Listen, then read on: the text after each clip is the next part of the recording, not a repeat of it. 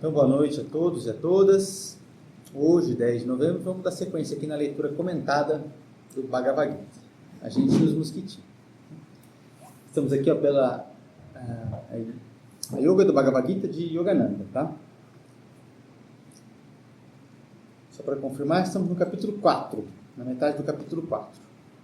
Vamos lá. Então, esse item é libertar-se do karma, a natureza da ação correta, da ação errônea e da inação. Então esse é um tema que ele já vem tratando ao longo do tempo, né? Então ele vai dar mais uma reforçada, destrinchando esses conceitos, né? A diferença entre a inação, a ação correta e a ação errônea. Então diz Krishna: até os sábios ficam confusos a respeito da ação e da inação. Portanto, eu explicarei o que constitui a verdadeira ação, e esse conhecimento te libertará do mal. Então, o mal aqui, né, sempre compreendido como aquilo que nos leva para longe do nosso destino, melhor dizendo, do nosso Dharma, do nosso caminho em direção à unidade. Então, o Dharma, ele pode ser entendido num aspecto universal, ou seja, a lei universal, a lei divina, a lei que sustenta o cosmos, como o braço de Deus estendido sobre o cosmos, e num aspecto individual o nosso caminho, o nosso propósito. Certo? Então, quando a gente se afasta do nosso caminho, do nosso propósito, que nos leva a nos encontrar com o nosso próprio coração, nos encontrar com a terra pura de Buda, com o reino de Deus, né? Com Krishna, como ele está dizendo aqui, né? Então aí nós estamos no mal, nesse sentido, não mal no sentido moralista da coisa, né? A natureza do karma, entre parênteses, ação. Então karma significa ação. A natureza do karma é muito difícil ser conhecida. De fato, para compreender plenamente a natureza da ação adequada, a pessoa também tem que entender a natureza da ação errônea e a natureza da inação. Então, só para aproveitar, né? Ele está falando sobre... Porque ele fala o karma como sinônimo de ação. Porque o karma é ação e as consequências da ação. Isso significa o termo karma. Aí... Na linguagem do Espiritismo, normalmente se traduz por lei de causa e efeito. É um modo de entender, né? Claro que esse raciocínio causa e efeito muitas vezes leva a um pensamento unidirecional, né? Tal evento tem uma causa única que deu origem àquele. E a coisa não é tão simples assim, né? Porque quando é que as consequências da ação aparecem? Não imediatamente, necessariamente.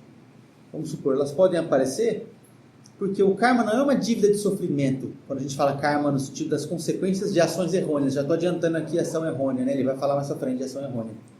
Então não é uma dívida de sofrimento, mas de aprendizado.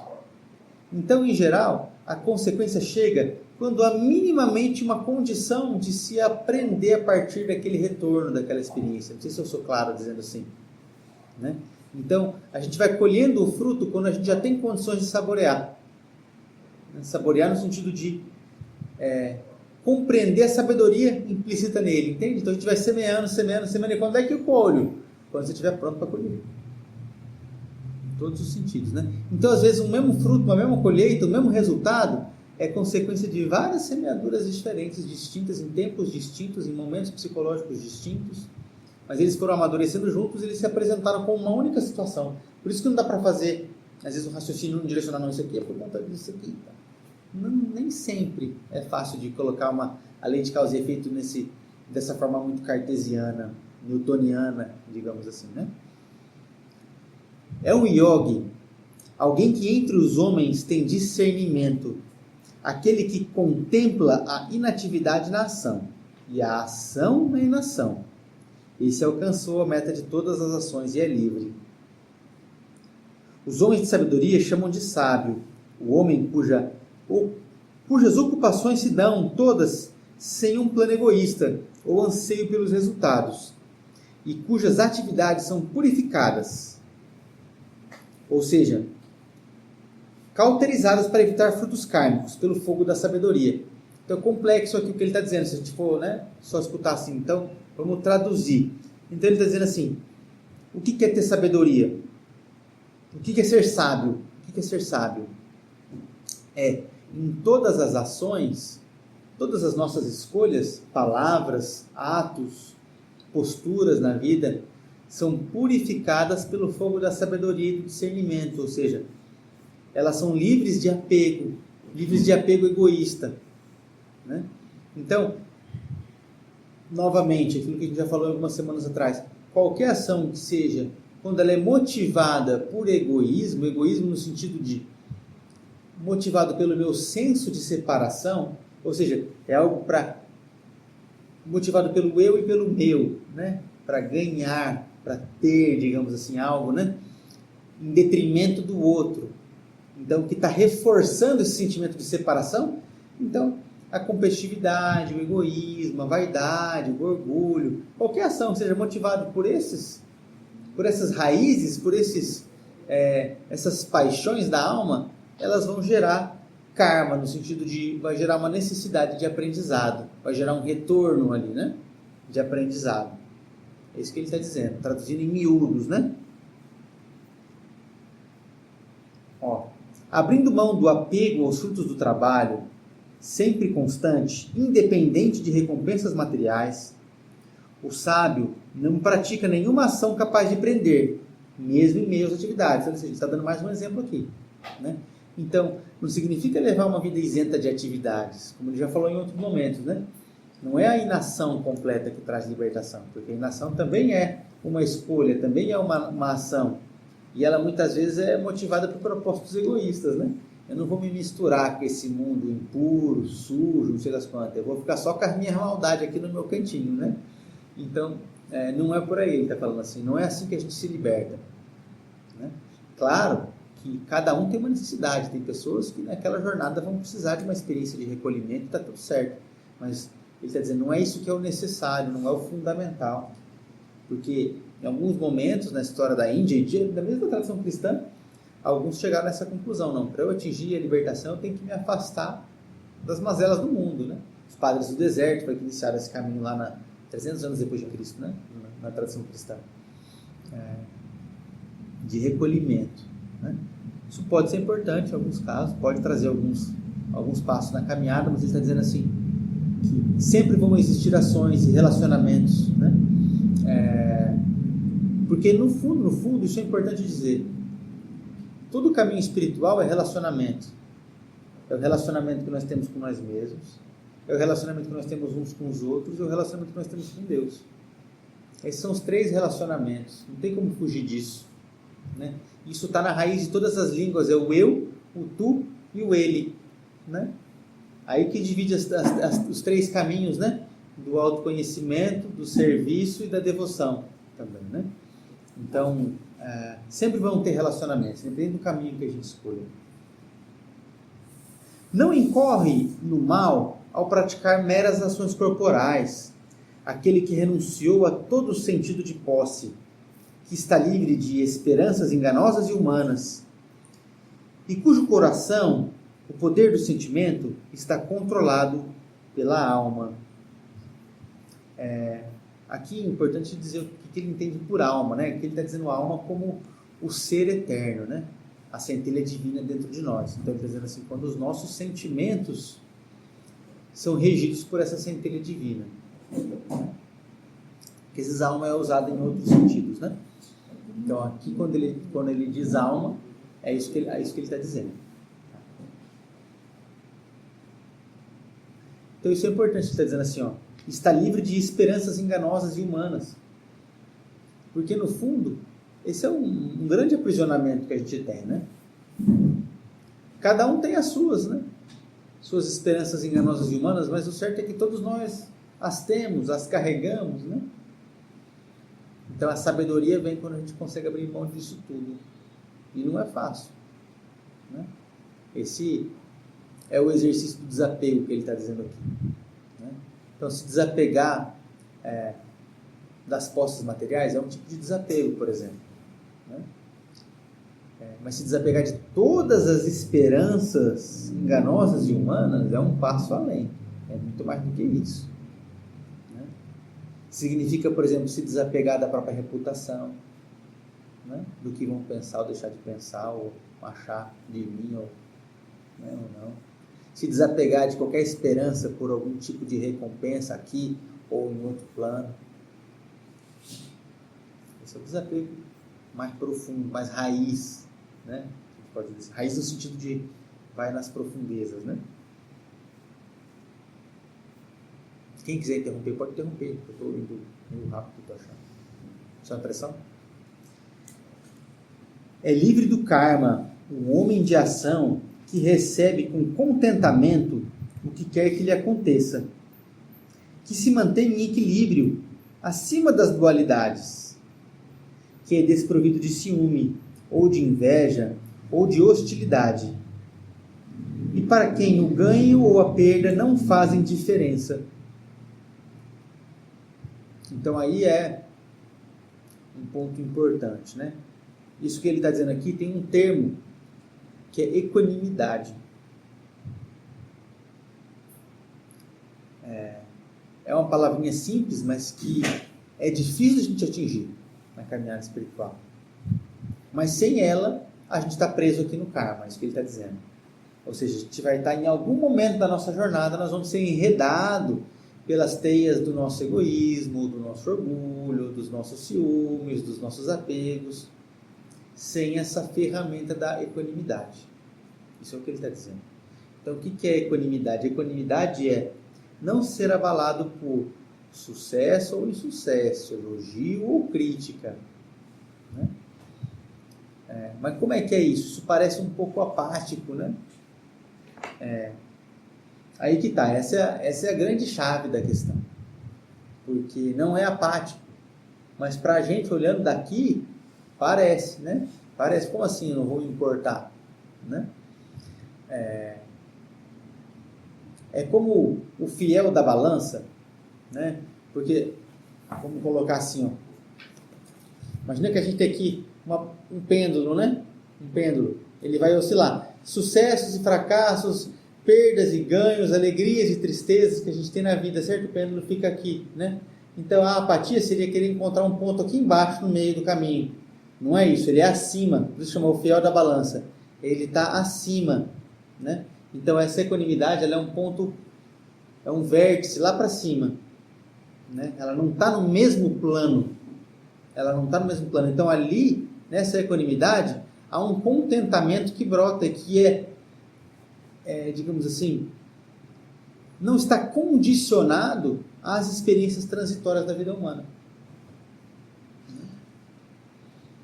Um exemplo grande de equanimidade é o próprio Cristo, né? Entrando em Jerusalém, sempre gosto de dar esse exemplo, entrando em Jerusalém, e o povo lá saudando, né? Lá na festa de Ramos, né? O grande rei, o mestre, o Messias e tal, né? E tapete, flores e palmas de ovação. Ele está sereno do mesmo jeito, ele sabe que a turba daqui a pouco vai virar contra, né? Aquilo não empolgou ele nem 1 milímetro. Assim como ele não se afetou nem 1 milímetro quando ele, a mesma turba que estava lá aplaudindo ele, fazendo festa, estava cuspindo, xingando, chicoteando, uma semana depois, né? Isso é equanimidade. Claro, entre o nosso estado atual e esse grau de equanimidade há uma estrada, né? Há uma estrada, a gente não chega lá num pulo, né? É um passo de cada vez, né? É um passo de cada vez nessa estrada, né? Mas é algo que a gente pode exercitar de vez em quando. Quando as coisas estão erradas, é o melhor momento de exercitar. Mas também quando tem alguma coisa que aparece que é uma sorte, tá? É bom exercitar esse negócio, né? Deixa eu me manter sereno, porque se isso é um pêndulo, né? Ele veio e ele vai voltar, né? Tinha um discípulo uma vez, um mestre lá do Oriente, que uma vez chegou assim pro mestre e falou assim: olha, eu estou me dedicando ao mantra que você passou, às meditações e tal, e parece que a coisa não vai, eu estou travado, meu desenvolvimento não está acontecendo. Mas assim, segue praticando, isso não vai durar muito. Passou um tempo e chegou assim: meu mestre, agora as coisas estão, nossa, eu estou voando, parece aqui, estou num bem-estar, numa plenitude aqui, parece que a coisa está acontecendo assim, eu estou atingindo um grau de silêncio, de realização aqui, de paz interior, eu nunca tinha experimentado isso. Segue praticando, que isso não vai durar muito, né? Então assim, você ainda vai oscilar muito, né, até atingir essa equanimidade. Fica tranquilo, não precisa pedir pela experiência, ela vai chegar, a oportunidade de praticar isso vem todo dia, né? No trânsito, no trabalho, nos relacionamentos pessoais, quando alguém nos frustra, né? Então, equanimidade a gente só desenvolve praticando, não tem uma receita, né? Claro que o treino da meditação formal ajuda muito, porque a gente está ali justamente exercitando essa habilidade de não se afetar, porque assim, vão ter experiências de meditação que vão ser desafiadoras, vão ser difíceis, né? E vem um desconforto físico, vem um pensamento um turbilhão, tem outros que são prazerosos. Eu aqui volto para a minha respiração, dependendo do que aconteça. Isso é uma forma de praticar, mas é claro que o treino real é no mundo, né? É na vida.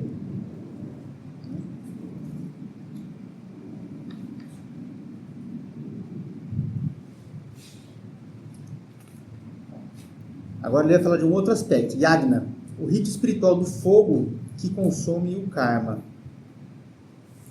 Todo o karma, ou efeito das ações, é completamente dissolvido no ser liberto que, despido de apegos, com a mente envolta pela sabedoria, realiza o verdadeiro rito espiritual do fogo, Yagna.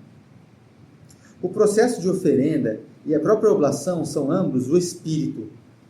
O fogo e aquele que no fogo lança a oferenda são outras formas do espírito.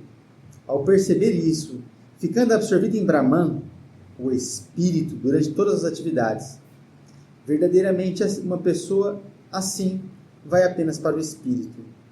Em verdade, existem yogis que fazem sacrifícios aos devas. Outros apenas oferecem o eu, como um sacrifício feito pelo próprio eu, no fogo do espírito. Certos devotos oferecem como oblações no fogo do controle interior seus poderes de audição e outros sentidos.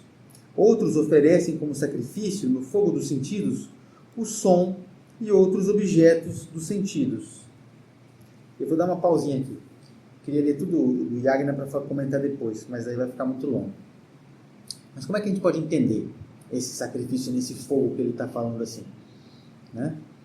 Claro, existe uma cerimônia na Índia muito sagrada, que é um fogo sagrado mesmo. Mas é uma representação simbólica externa para algo que está acontecendo dentro. Não é só ir lá e oferecer as coisas no fogo, né? Yagna. Outras tradições também têm. A tradição aqui da América Central é muito forte, a questão do fogo sagrado, né? Isso é muito forte na humanidade, né? Mas, enfim, aqui o fogo sagrado é o nosso próprio coração. Então, o que isso quer dizer? Tudo isso que ele está falando assim, vai, oferece isso no fogo, oferece aquilo no fogo, oferece aquilo no fogo do espírito, fica uma coisa meio abstrata, né? Então, o fogo é o nosso coração. Então, há uma lenda egípcia que diz o seguinte, quando a pessoa desencarna, quando a pessoa morre, tem uma entidade que vai, eu esqueci o nome da entidade, se eu lembrar eu falo depois, mas ela vai pesar o coração daquele que morreu. Ela precisa pesar aquele coração. Se aquele coração for mais pesado do que uma pena, a pessoa precisa voltar à Terra. Então está preso no karma, certo? Ainda tem lições a queimar e a depurar. Então como é que o coração vai ser mais leve do que uma pena? É só se ele for feito de fogo. O fogo não pesa nada, certo? Mas como é que o coração é feito de fogo? Como que pode? Todas as experiências da vida, independente daquelas que acontecerem, são lenha. Entende? É lenha para alimentar esse fogo do amor espiritual. Né? Esse é o sacrifício de Yagna que ele está falando aqui. Né? Esse fogo do amor espiritual, desse amor sem apego, livre. Né? Então tudo que acontece é uma oportunidade de ser mais compassivo, de perdoar, ou de se tornar mais humilde, entende? Então isso é o sacrifício de Yagna, esse é o fogo sagrado. É só isso que é capaz de fazer o coração ser mais leve do que uma pena. Né? Outros seguidores do caminho Jnana Yoga, por sua vez, oferece todas as suas atividades dos sentidos em função da força vital, como oblações na chama yoga do controle interior, acesa no eu pela sabedoria. Então é isso que ele está falando, né? Ele está dando já a dica aqui, né? Essa chama é interior e ela é acesa pela sabedoria. Tem um poema de Kabir que diz assim: sob a salva da sabedoria arde a chama do amor. Então é o combustível do outro. Né? Não existe no caminho espiritual esse amor espiritual sem sabedoria. Não existe sabedoria sem esse amor. Né? Outros devotos oferecem como oblações riqueza, autodisciplina e os métodos da yoga, enquanto outras pessoas, praticando o autoconhecimento e mantendo votos estritos, oferecem como sacrifício o estudo de si mesmo e a aquisição da sabedoria das escrituras.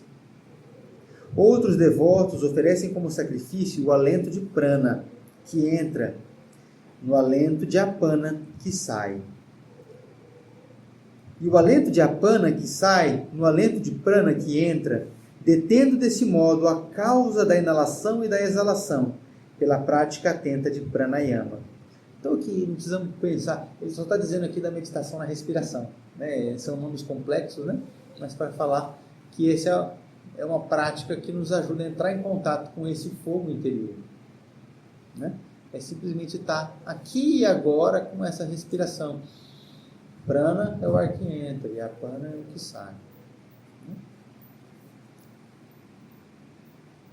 Outros devotos, mediante adequada dieta, oferecem todas as diferentes espécies de prana e suas funções como oferendas. Todos esses devotos são conhecedores da verdadeira cerimônia do fogo, que consome seus equívocos kármicos, compartilhando do néctar residual de qualquer dessas cerimônias espirituais do fogo. Eles, os yogis, vão para o espírito infinito. Entretanto, essa percepção do espírito não pertence aos homens comuns desse mundo, que não praticam os verdadeiros ritos espirituais. Sem real sacrifício, ó Arjuna, de onde virá qualquer mundo melhor? Ou qualquer estado de consciência mais elevado?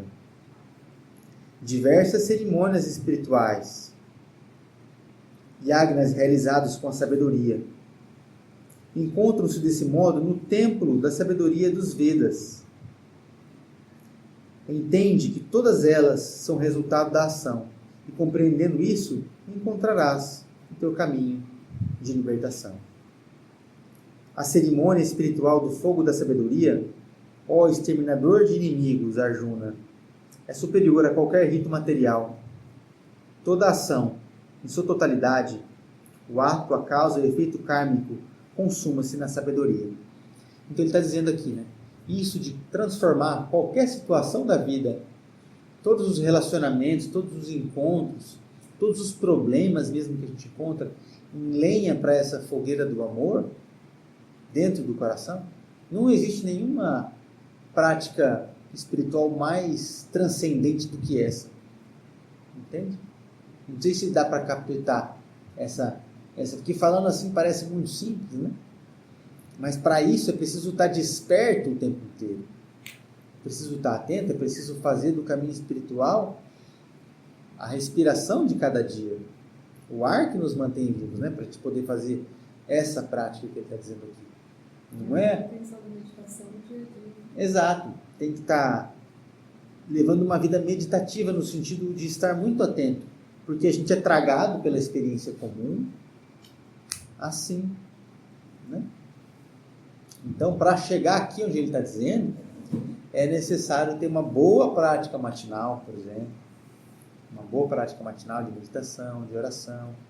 Ter mais algumas sessões de prática ao longo do dia, tem que estar sempre se recordando. Porque o véu do esquecimento, ele cai sobre os nossos olhos e é questão de 15 minutos. Né? Então, para poder usar todas as experiências como essa lenha para essa fogueira, tem que estar muito desperto, atento e disposto a seguir esse caminho, né? Vamos lá, vamos até o fim aqui, falta mais uma parte. A sabedoria que santifica plenamente, conferida por um verdadeiro guru. Então segue Krishna falando. Compreende isto. Entregando-te ao Guru, indagando ao Guru e a percepção interna, e por meio do serviço ao Guru, os sábios que experimentam a verdade te concederão essa sabedoria. Ao compreender essa sabedoria transmitida por um Guru, tu, ó Pandava, Arjuna, não cairás novamente na ilusão, porque por essa sabedoria contemplarás toda a criação em ti mesmo, e depois no espírito. Então, por que ele fala isso? Né? Então, é uma tradição aqui hindu. Né? E lá, nessa tradição hindu, assim como na tradição budista, que também nasceu na Índia, né? Depois se espalhou pelo resto da Ásia, menos na Índia, né? Então hoje em dia o budismo ele é irrelevante na Índia, né? É muito forte em outros países asiáticos. Mas a questão do mestre espiritual, do guru, é muito forte nessas tradições, né? Então se considera que, não que seja indispensável, muitos alcançam o seu caminho espiritual, a sua realização, sem necessariamente um guru, mas eles consideram assim que quando o devoto fez esforços suficientes, né, para entrar em contato com esse guru interno, com esse Krishna aqui interno, com esse Buda interno, com esse Cristo interno, enfim, em algum momento ele vai se materializar na frente dele, na forma de um guru em carne e osso, né? Então, para eles esse é um significado muito importante na existência. É claro que esse é um caminho com muitas nuances, né? Esse caminho do discipulado assim, com o guru, né? Então, em muitos casos acaba não dando tão certo assim, né? Principalmente no mundo de hoje, né? Mas enfim, para eles isso é muito forte, né? Essa tradição. Então, eles consideram que é uma forma de trilhar o caminho com mais segurança e mais velocidade. Ter alguém que vai orientar, alguém que não necessariamente é um ser plenamente realizado no caminho espiritual, mas alguém que já caminha um pouquinho mais. Então, é assim que funciona, né? Quem caminha um pouquinho mais, estica a mão para ajudar quem está vindo atrás. E esse caminho vai dar a mão e ser puxado para alguém que está um pouquinho na frente. É assim que vai, né? No caminho espiritual. Ainda que sejas o maior entre todos os pecadores, basta-te, todavia, apenas a jangada da sabedoria para cruzares em segurança o mar do erro, do equívoco. Ó Arjuna, assim como a chama acesa converte a lenha em cinzas, também o fogo da sabedoria reduz a cinzas todo o karma. Então, usando aquela mesma imagem que a gente estava usando antes, né? Esse fogo do coração, que é ao mesmo tempo de amor e de sabedoria. Verdadeiramente, nada mais neste mundo é tão santificador quanto a sabedoria. No devido tempo, o devoto que tem êxito na yoga perceberá isso espontaneamente em seu próprio eu. O homem de devoção, que está absorto no infinito, que controlou os sentidos, alcança a sabedoria. Tendo conseguido a sabedoria, ele imediatamente alcança a paz suprema. O ignorante, o homem a quem falta devoção, o homem repleto de dúvidas, termina por perecer. A pessoa desajustada não possui este mundo, a felicidade terrena, nem o outro, a felicidade astral, e nem a suprema felicidade de Deus. Ó conquistador de riquezas, Arjuna, aquele que, por meio da yoga, renunciou à ação, que por meio da sabedoria removeu suas dúvidas, tornando-se equilibrado no eu, as ações não o enredam. Aquilo que a gente já vem falando, ele está resumindo todo o capítulo aqui, né? Então, aquele que atingiu a sabedoria, ele pode agir no mundo desprovido de egoísmo, desprovido de motivações egoísticas, né? Separatistas, e isso não vai gerar karmas, necessidades de aprendizado novo, porque aquilo já se purifica imediatamente pelo fogo da sabedoria. Portanto, ó Arjuna, levanta-te, toma abrigo na yoga, retalhando com a espada da sabedoria essa dúvida que em teu coração existe, nascida da ignorância a respeito do eu. Então toda dúvida, toda nossa hesitação nasce dessa ignorância a respeito do eu. A gente não sabe quem é. Quando a gente descobre quem é, essa dúvida vai embora. né? Essa hesitação, esse vai ou não vai, essa coisa que a gente fica assim. Então, a última partezinha aqui, tem um adendo aqui do Yogananda falando quem pode atuar como guru.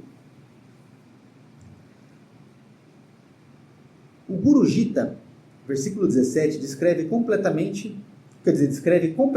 o guru como aquele que dissipa as trevas. Então, guru significa, é usado como mestre espiritual, né? Ou professor espiritual, mas o significado verdadeiro é esse, aquele que dissipa as trevas. Gu significa trevas e Ru, aquele que dissipa. Que trevas são essas? Trevas da nossa ignorância, da nossa ilusão, né? Embora hoje em dia a palavra guru seja usada com frequência para designar simplesmente um professor ou um instrutor, um verdadeiro guru é alguém que foi iluminado pela experiência direta de Deus. E às vezes se usa esse termo até de forma bastante equivocada, né? O guru da moda, o guru da culinária, o guru de não sei o quê. Não é esse o sentido que se atribui a essa palavra no Oriente, né? Alcançando o domínio de si mesmo, ele percebeu sua identidade como um espírito onipresente. Uma pessoa assim está singularmente qualificada para conduzir o buscador em sua viagem espiritual rumo à iluminação e à libertação. Manter-se em companhia do Guru, escreveu Swami Shri Yukteswar, em The Holy Science. É não apenas estar em sua presença física, porque isso algumas vezes é impossível, mas significa principalmente conservá-lo em nossos corações, estarmos unificados com ele em princípio e nos sintonizarmos com ele. Então, esse Shri Yukteswar era o guru do Yogananda, né? Por isso que ele cita ele aqui. Então, esse é o quarto capítulo sobre o Gnana Yoga, Yoga do conhecimento, do autoconhecimento ou Yoga da sabedoria. Certo? Então, encerramos por aqui. Até. Mestre, fazei que